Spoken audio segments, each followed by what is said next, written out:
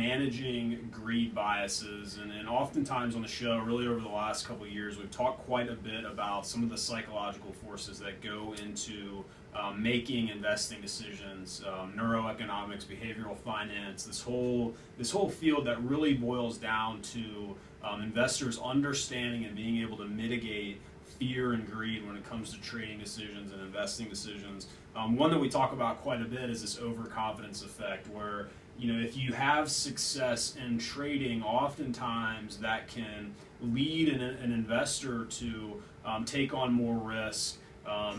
There's an illusion of control in some instances where you attribute your success to whatever system you use for trading, and not necessarily to sheer luck, which in a lot of cases it can be, or being in the right place at the right time, so to speak, when it comes to stock picking specifically.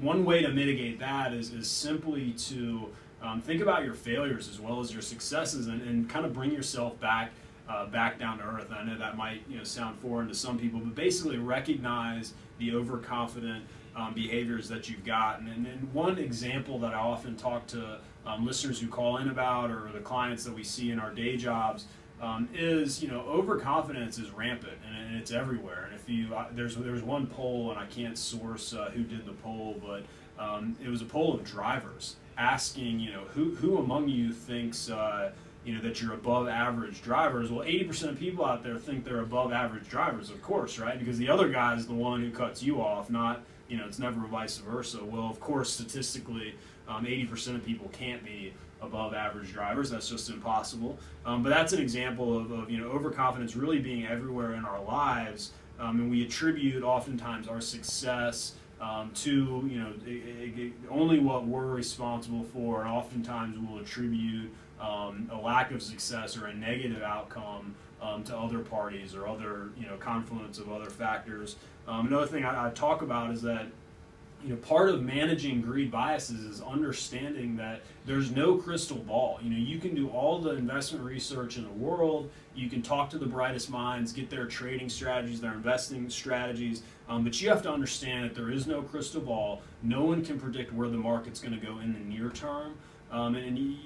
One way to kind of keep that into context, think about the market moving in cycles, and that really highlights the idea of having a long-term investing strategy and sticking to it. Now, it's okay to have some play money on the sides, and people like to trade stocks, and they like to buy the products that their kids are buying. Maybe that's an investing opportunity, maybe not. In the case of Apple, a lot of people got burned following just that investment strategy.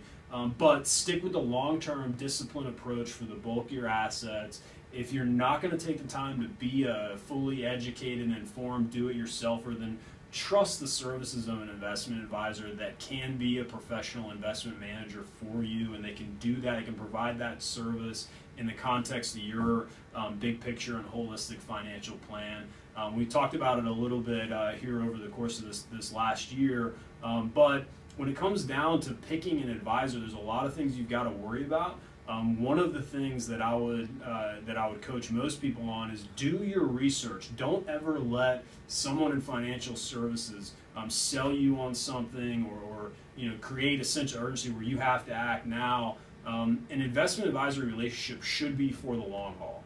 And that said, you have to be very comfortable with the person you're working with on the front end, and if you're interested in hearing more about that, I think we've done some pretty good content in the past on investment advisory relationships in the post-Madoff world, and how individuals like us in our day jobs can mitigate some of the fear that people have about investing. And in a lot of cases, it's getting back into the market because they got out in 2008, and after this massive recovery since March 2009, they want to get back in, but they're not sure how. If you ever want to talk to us about the changing landscape of the investment advisory world, certainly we'll be happy to send you some old shows or talk to you about that one-on-one.